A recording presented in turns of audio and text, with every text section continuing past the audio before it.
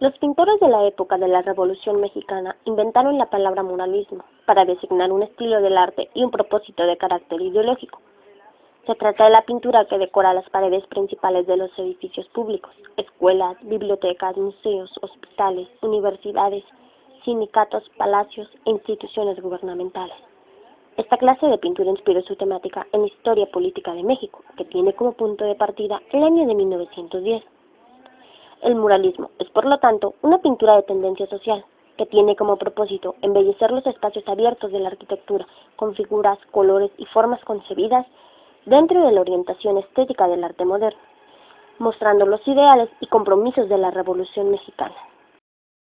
Los pintores que emprendieron el movimiento del muralismo consideraban a la pintura, y en general al arte, como instrumento de comunicación de ideas, a la vez que obras destinadas a expresar belleza, emoción y sentimientos.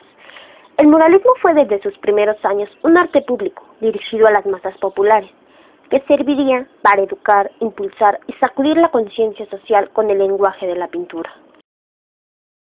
Los artistas del muralismo sostuvieron como principio fundamental que la pintura revolucionaria debe ser realizada en lugares accesibles para las masas, además que debe expresarse con formas grandilocuentes y en dimensiones monumentales. El muralismo apoyó su estilo en la tradición cultural del pueblo mexicano, a través de su desarrollo histórico y social, costumbres, festividades, artesanías y demás manifestaciones regionales que configuran la personalidad nacional del pueblo mexicano. El nacionalismo revolucionario fue el postulado más importante de los muralistas, entendido en su significado político y en su expresión artística. El nacionalismo, así considerado, rebasó los límites estrechos de un patrioterismo superficial para seguir una línea verdaderamente revolucionaria. El arte de los muralistas ha sido, en suma, un lenguaje plástico saturado de objetividad en sus imágenes y de la indispensable claridad de ideas para alcanzar su propósito didáctico. Su intención fue dar lecciones sencillas de política social a las masas, enclareciendo los asuntos históricos para hacerlos más accesibles. El arte de los muralistas ha constituido para la historia de la cultura mexicana una de las más grandes realizaciones jamás logradas por el arte mexicano. El muralismo nace y tiene sus mejores obras en la Ciudad de México, aun cuando el factor más importante que impulsó al movimiento muralista mexicano fue la Revolución Mexicana. En 1920 se pintó el primer mural de la Ciudad de México, 10 años después de que fuera iniciada la Revolución. Los pintores de la época reconocen francamente que no estaban preparados para decorar los muros de los edificios que les fueron señalados, debido a que la Academia de San Carlos, heredera del arte colonial, había enseñado preferentemente la pintura del caballete. Sin embargo, se hace una obra de mayor significación entre los años de 1921 y 1922, que empiezan a tomar impulso en el muralismo en la Ciudad de México. Ahora analizaremos los aspectos más importantes de dos documentos que consideramos clave en la historia del muralismo en México. El primero es el Manifiesto del Sindicato de Obreros, Técnicos, Pintores y Escultores. El segundo son los vehículos de la pintura dialéctico-subversiva. El valor del primero radica en el texto inicial del movimiento, con propuestas programáticas, y el segundo en su carácter de reflexión crítica acerca de la experiencia obtenida por los muralistas hasta el principio de los años 30 y la consiguiente proposición de un conjunto de modificaciones. El primer documento, o sea el manifiesto, fue lanzado como un volante el 9 de diciembre de 1923 por un acontecimiento de suma importancia en la política recién ocurrido, la sublevación de Adolfo de la Huerta. Este sindicato recién fundado por los pintores analizaban y delimitaban los campos políticos del conflicto que se desataba defendiendo su postura artística. En dicho texto, a partir de las fuerzas políticas y sociales, de su toma de posición frente de estas mismas, se elaboró la alternativa de un arte público. Los firmantes del manifiesto fueron Diego Rivera, Javier Guerrero, Germán Cueto, Fermín Revueltas, Carlos Mérida, José Clemente Orozco, David Alfaro Siqueiros, Ramón Alba Guadarrama. Todos ellos se encontraban trabajando desde 1922 con el auspicio de José Vasconcelos en los murales de la Escuela Nacional Preparatoria, la cual se considera como un cuaderno de apuntes en el movimiento. Es el momento de hablar del segundo documento, que lleva como nombre Los vehículos de la pintura dialéctico-subversiva, redactado por David Alfaro Siqueiros en Los Ángeles en 1932. Este trata del texto de una conferencia que dictó el 2 de septiembre del mismo año en el John Red Club de Hollywood. Eso daba a conocer su experiencia con sus equipos de pintores, la realización de 3 murales, que les fueron hechos, el primero por la Journal School of Art, que lleva como título Meeting Callejero, el segundo por el Plaza Art Center de Los Ángeles, titulado La América Tropical oprimida y destrozada por los imperialismos. El tercero fue un encargo de la casa del señor Dufferin Murphy, que llevó como título Entregamiento de la burguesía mexicana, surgido de la revolución en manos del imperialismo. En él aparece el presidente Calles como figura principal, enmascarado y con un saco de dinero en las manos. Otro tema que se abordó en dicha conferencia fue su necesidad de pintar sobre muros de concreto y al exterior, convirtiéndose todo esto en el resorte de la transformación radical de la técnica pictórica, que reclamó la utilización de materiales e instrumentos de trabajo de origen industrial. Este texto pasa a teorizar todo acerca de la técnica pictórica del presente periodo de ilegalidad revolucionaria y las experiencias útiles para la lucha subversiva de la época mencionada, ya que con el paso de los 9 años del primer documento a este, el Estado mexicano mostró claramente su carácter burgués. La consecuente transformación de la política lleva a Siqueiros a un planteamiento de cambios tácticos en el muralismo, lo cual visualizó a este movimiento como un instrumento de una lucha de las masas antagónicas hacia él. Ese segundo texto hacía una diferenciación respecto al estado de la burguesía mexicana. Aportaba elementos de análisis basados en la inspiración que apuntaban hacia la transformación de la tarea del artista en una práctica distinta, que quiere estar al tanto de sus determinaciones y sus efectos. Se opone al proceso de un espacio neutral de artistas e intelectuales en la época inicial del capitalismo, enfocándolo hacia una producción colectiva.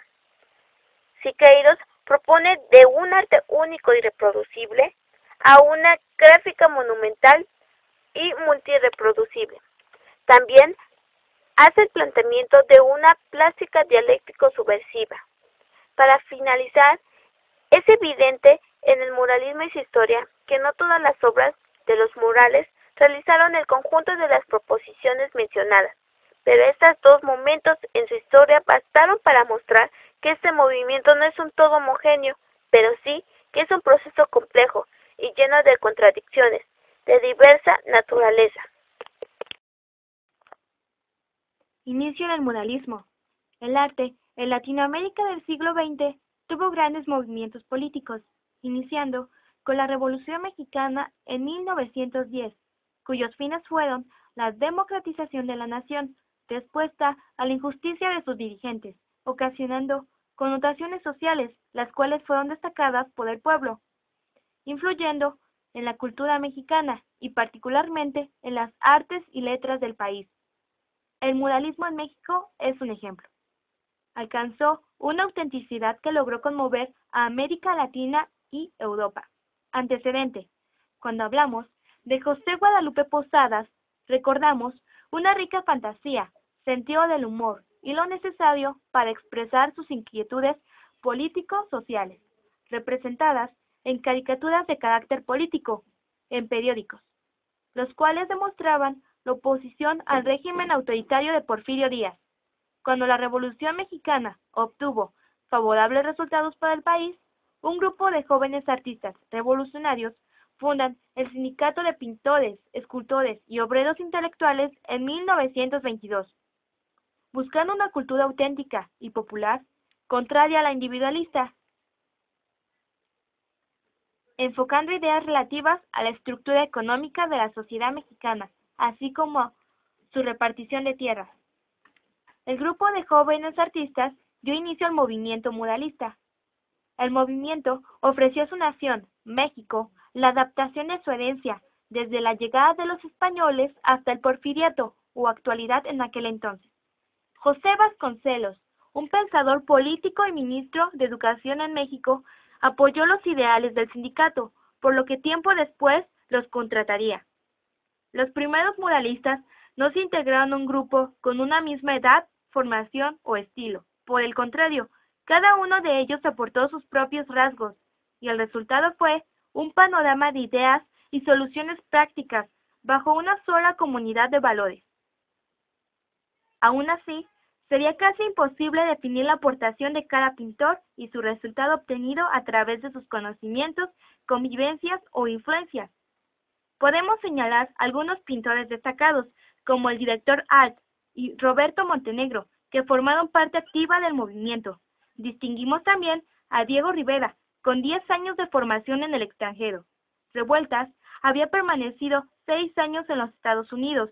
Ramón Álvarez de la Canal y Fernando Leal ya hacía tiempo que se preocupaban por la temática mexicana en rebelión. Jean Charlotte traía de Francia su extensa investigación del arte prehispánico. Orozco llevaba años expresando la vida urbana en términos de una vida irreverente o poco respetable, y Siqueiros, ex soldado revolucionario, había publicado en España su importante manifiesto titulado «Tres llamamientos de orientación actual a los pintores y escultores de una nueva generación». Estos genios pintores se enfrentaron a conflictos técnicos de pintura como a su temática. ¿Qué iban a pintar y cómo lo iban a pintar? A ellos no se les enseñaba la técnica de la encáustica ni del fresco. No había quien pudiera explicarles la teoría de incorporar la pintura a la arquitectura, ni las reglas de la perspectiva de este estilo, y no tenían un tema claramente definido. Pero aún así, se encontraban en la mejor disposición de solucionar todos los problemas aprovechando la oportunidad. El resultado de este esfuerzo fue una verdadera revolución técnica y cultural. Se desarrollaron condiciones óptimas como el trabajo colectivo, impuesto a los propios pintores, en donde el intercambio de ideas y soluciones fue inevitable, así como el aclarar las intenciones de sus trabajos. Justo Sierra y la Escuela de los Altos Estudios. Después de haber conseguido su libertad política, el mexicano hizo de la política su ocupación primordial. Las manifestaciones culturales se colocaron bajo la tutela de diversas banderas, y se fue realizando en las mentes una identificación entre los conceptos opresores, conservadores, centralistas y universitarios. Los gobiernos conservadores daban importancia a los estudios filosóficos, humanistas y religiosos, mientras que los libertadores insistían en las exactas o en la aplicación de cosas prácticas, como oficios, agricultura y minería. Justo Sierra decía: pocos mexicanos sabrán con la convicción de cuál indispensable resulta en comercio espiritual con todos los valores. Un precursor del movimiento del arte mexicano, el grabador de Posadas.